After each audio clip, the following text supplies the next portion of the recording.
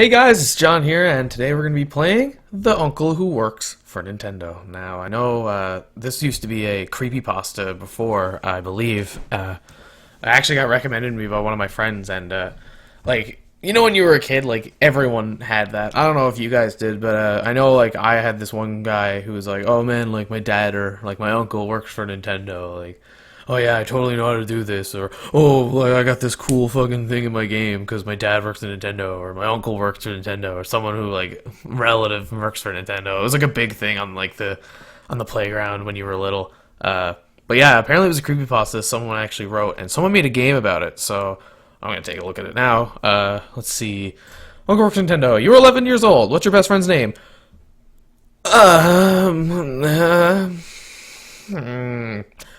Let's go with Michael. That's a safe name. Your best friend Michael has invited you to sleep over at his house this weekend. You've been friends since first grade, so asking your mom's basically only a formality. Asking your mom. Never confirmed this, but you suspect the babysitter may charge extra when there are two kids. You feel like staying somewhere else is the only way to help out. Okay, so you can basically only a formality. Okay, so it's like a different kind of viewpoint thing.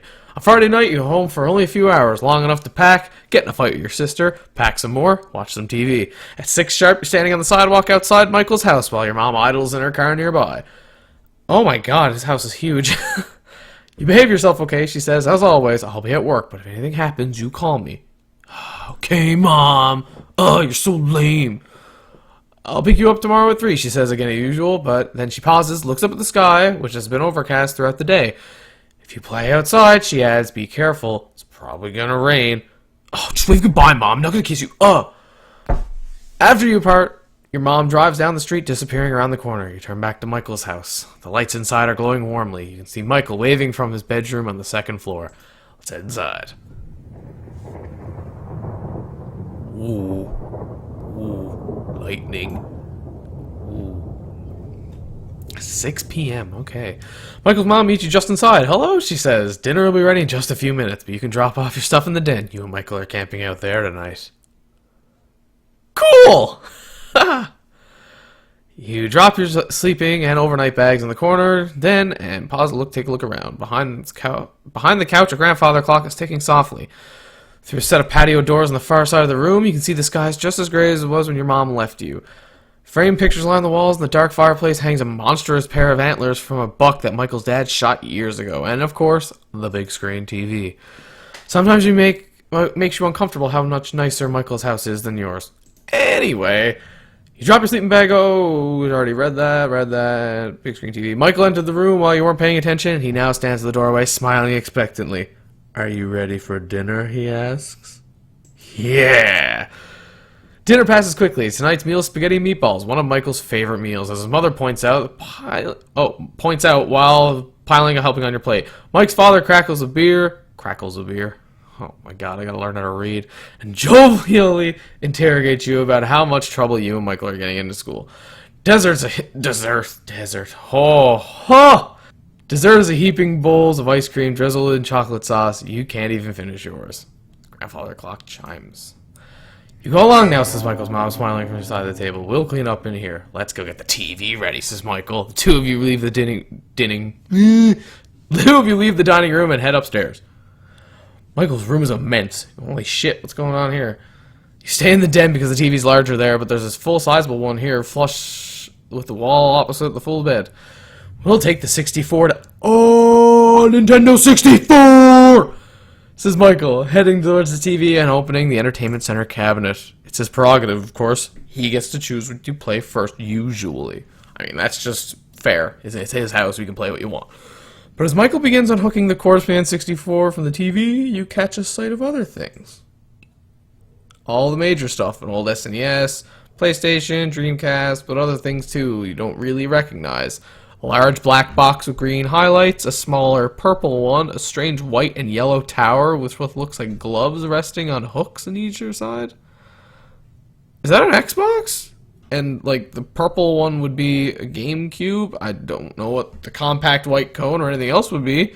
What are those? Michael looks at the clutter in the cabinet. Oh yeah, they're pretty cool. I can't show them to you though. They're still secret. I promised my uncle. Of course, you suddenly remember his uncle. The uncle who works for Nintendo. And there... Is that Star Fox? I fucking love Star Fox. Michael's parked in front of the large TV playing something on 64. Watch Michael play? Playing something that looks like GoldenEye, but it's not a game you're really familiar... That's Star Fox, damn it! What the fuck? No, it's not. It's fucking Star Fox. I can hear it. You want to play for a while, and eventually Michael turns to you. Come on, you want to play? Oh, co-op? Hell yeah, there's co-op? Of course! You don't know the game, it still seems oddly familiar. He only gives you food pointers how to move the camera and play through a level or two. Clock chimes. Alright, in the corner, grandfather clock's ticking softly. Frame pictures on the wall. Let's see what's on the wall. Walk the perimeter of the den, inspecting pictures idly. Most of them family posters from years past. Michael cradling love between his mother and father. Any of the three, happy, tidy family. Where's Michael's uncle? You don't find any, not one. Okay, that's weird. I feel uneasy, apparently. Let's think about Michael's uncle. Ooh, it began with Mew. You didn't believe him at first when Michael came to school one day and told you he finally caught a Mew. Prove it, he said. So he pulled out his Game Boy and showed you. There it was. Mew. 151st Pokemon available only to people at promotional events, somehow unlocked on Michael's game. It's really strong, he said. It knocks out every enemy in one hit. Michael demonstrated this claim at recess, while the other friends linked Game Boys to do battle. You were the first one down. No one else got a single hit in Michael's Mew. You asked how Michael managed to get it. Oh, my uncle got a job at Nintendo. You were walking home together past the construction crews. Michael used to live door next to you at the time. Oh, really? He lived next door? This couldn't have been too long ago when Michael moved. When Michael moved. There's something nice about being neighbors, I guess. Oh. He also got me this new Game Boy. He said, pulling it out of his pocket. You hadn't noticed earlier, but yes, Michael now had a sleek new Game Boy Color. Until today, he had one of those old gray bricks like yours. This one's a special edition, isn't it cool? Michael's a bit of a dick. You snap out of your reflections. The clock chimes. Ooh. What time is it? Oh my god. Michael's mother burst into the room holding a large ceramic bowl filled with popcorn. How are you kids doing? She asked. Good, says Michael's eyes not moving from the television. I hope you're having fun, says Michael's mom. Here's some popcorn. Extra butter. I love butter popcorn. Almost immediately by Michael shoveling the popcorn into his mouth. Meanwhile, his mother smiles at first at him and back at you. There are sodas in the kitchen if you get thirsty, she says, and some pizza for you the other night if you get hungry. Thank you. I'm gonna be nice. I like his mom. She looks at Michael. Your father's gone to bed. I'll be there soon myself, but I want to keep you 2 quiet, alright? Yes, Mom. Oh, before I forget, she adds your uncle called. She suddenly has some business here in town, but he's driving in early. He'll be here around midnight. For the first time, Michael stops playing his game, stops eating popcorn, turns to look at his mother. Okay, he says. I want you two to welcome him in. He'll be very tired and very hungry, so offer him something to eat before he goes to bed. Okay, Mom. Good night, kids. And with that, she's gone. Ooh, eating popcorn. Buttery and delicious. Let's have more. Let's have more. I wonder if I could just, like, fucking choke on a kernel or something. Nah, alright. You know, this popcorn's getting pretty salty, so let's go to the kitchen. Passing through the empty dining room, you enter the kitchen, which is also deserted. Fridge. I like water, but milk with popcorn's pretty good, so I'm gonna go with the milk. And sneak back out. Head back to the den. What time is it? 9:30. Shit. Okay, so Uncle's coming. Uncle Nintendo Man is coming. So now we have to... Ooh, I had a Mew? You got your own Mew eventually. Another friend had a Game Shark, which you borrowed one day, and you spent the entire night unlocking Pokemon you couldn't obtain in your copy or haven't traded yet, including Mew. It didn't one-hit KO most enemies. It was incredibly weak and shameful he cheated, and the phone's ringing right now. Ooh. It even looked different than Michael's. You asked him why. What? He said. They've been here in the... Oh. Whoa, we're here in the den. Oh, cool. We're in the den. Oh, that thing. It had been a while since anyone talked about Pokemon. Well, my uncle got me a special edition Mew, first of all. said, smirking a little, but not to look away from the PlayStation game he was playing, even though he was just playing Star Fox, but whatever, I don't know why you turned that shit off. That's why mine looked real different. Second of all, mine can one-hit KO because this is the real Mew, okay? You asked him what he meant by that. Just what I said, Michael replied. You cheated and you got a fake Mew, so of course there's gonna be problems, there's glitches and junk. God! You felt your cheeks redden. But not me, Michael said again. I got the real Mew and only me. My brother was so jealous. Michael's a bit of a dick, isn't he? Michael's brother. What about him? Why does remembering that comment make you feel so uneasy? Snap out of your reflections. Clock chimes again. What time is it now? 10?